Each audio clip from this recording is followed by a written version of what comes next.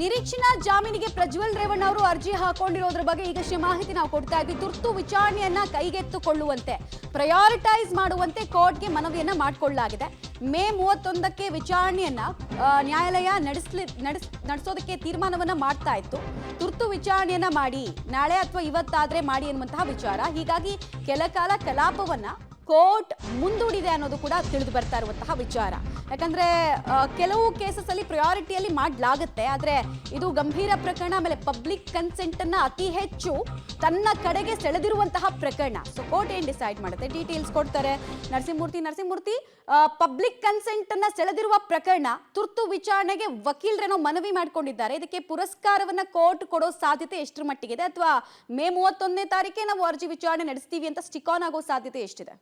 ಮಮತಾ, ಈ ಒಂದು ಪ್ರಕರಣದಲ್ಲಿ ಸಾಕಷ್ಟು ಸಂತ್ರಸ್ತೆಯರಿದ್ದಾರೆ. ಸಾಕಷ್ಟು ಸಂತ್ರಸ್ತೆಯರು ದೂರನ್ನ ದಾಖಲು ಮಾಡಿದ್ದಾರೆ. SIT ಮುಂದೆ ಹೇಳಿಕೆಯನ್ನು ದಾಖಲು ಮಾಡಿದ್ದಾರೆ. ನ್ಯಾಯಾಧೀಶರ ಮುಂದೆ CRPC 164 ಅಡಿ ಸಹ ತಮ್ಮ ಹೇಳಿಕೆಯನ್ನು ದಾಖಲು ಮಾಡಿದ್ದಾರೆ.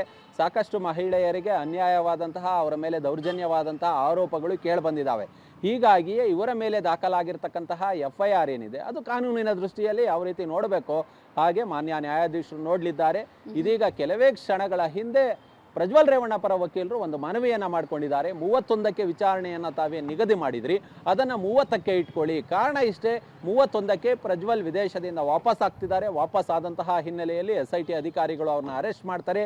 ಆಗ ನಿರೀಕ್ಷಣಾ ಜಾಮೀನಿಗೆ ಸಲ್ಲಿಸಿದಂತಹ ಅರ್ಜಿಯ ಉದ್ದೇಶ ಏನಿದೆ ಅದು ಈಡೇರೋದಿಲ್ಲ. ಹೀಗಾಗಿ ನಾಳೆಗೆ ಇದರ ವಿಚಾರಣೆಯನ್ನು ಇಟ್ಕೊಳ್ಳಿ ಅನ್ನೋ ನಿಟ್ಟಿನಲ್ಲಿ ಮಾನ್ಯ ನ್ಯಾಯಾಧೀಶರಿಗೆ ಮನವಿ ಮಾಡುವ ಕೆಲಸವನ್ನು ಇದೀಗ ಪ್ರಜ್ವಲ್ ರೇವಣ್ಣ ಪರ ವಕೀಲರು ಮಾಡ್ತಿದ್ದಾರೆ ಅನ್ನೋ ಮಾಹಿತಿಗಳು ಲಭ್ಯವಾಗ್ತಿದೆ. ಹೀಗಾಗಿ ಇನ್ನೂ ಕೂಡ ಮಾನ್ಯ ನ್ಯಾಯಾಧೀಶರು ತಮ್ಮ ತೀರ್ಮಾನವನ್ನು ಪ್ರಕಟ ಮಾಡಿಲ್ಲ. ಮೊದಲಿಗೆ 31ನೇ ತಾರೀಕು ಅರ್ಜಿಯ ವಿಚಾರಣೆಯನ್ನು ಇಟ್ಕೊಳ್ಳೋಣ ಅನ್ನೋ ನಿಟ್ಟಿನಲ್ಲಿ ಹೇಳಿದರು. ಇದೀಗ ಇವರ ಮನವಿ ಮೇರೆಗೆ ನಾಳೆಗೆ ಅರ್ಜಿಯ ವಿಚಾರಣೆಯನ್ನು ಇಟ್ಕೊಳ್ತಾರಾ ಅಥವಾ 31ಕ್ಕೆ ಈ ಅರ್ಜಿ, ಈ 3 ಪ್ರಕರಣಗಳಲ್ಲಿ ದಾಖಲಾಗಿರ್ತಕ್ಕಂಥ FIRಗಳಲ್ಲಿ ಇವರು ಸಲ್ಲಿಕೆ ಮಾಡಿರ್ತಕ್ಕಂಥ ನಿರೀಕ್ಷಣಾ ಜಾಮೀನಿನ ಅರ್ಜಿಯನ್ನು ನಾಳೆಗೆ ಇಟ್ಕೊಳ್ತಾರಾ ಅಥವಾ ನಾಡಿದ್ದಕ್ಕೆ ಮಾನ್ಯ ನ್ಯಾಯಾಧೀಶರು ಅರ್ಜಿಯ ವಿಚಾರಣೆಯನ್ನು ಇಟ್ಕೊಳ್ತಾರಾ ಅನ್ನೋದು ಇನ್ನೂ ಕೂಡ ಆದೇಶ ಹೊರಬಂದಿಲ್ಲ. ಇನ್ನೇನು ಕೆಲವೇ ಕ್ಷಣಗಳಲ್ಲಿ ಆ ಆದೇಶ ಕೂಡ ಹೊರಬರಲಿದೆ. ಮಮತಾ, ರೈಟ್ ನರಸಿಂಹಮೂರ್ತಿ, ಹಾಗೆ ಹೋಲ್ಡ್ ಮಾಡಿ. ಒಟ್ಟಿನಲ್ಲಿ ಈಗ ಅರ್ಜಿ ವಿಚಾರಣೆಗೆ ಸಂಬಂಧಪಟ್ಟಂತೆ ನಾಳೆ ವಿಚಾರಣೆಯನ್ನ ಕೋರ್ಟ್ ನಡೆಸೋದಕ್ಕೆ ಮನಸ್ಸು ಮಾಡುತ್ತಾ ಅಥವಾ ನಾಡಿದ್ದಕ್ಕೆ ಈ ಹಿಂದೆ ನಿಗದಿಯಾದಂತೆ ವಿಚಾರಣೆಯನ್ನ ಮಾಡುತ್ತಾ ಅನ್ನೋದು ಕುತೂಹಲ.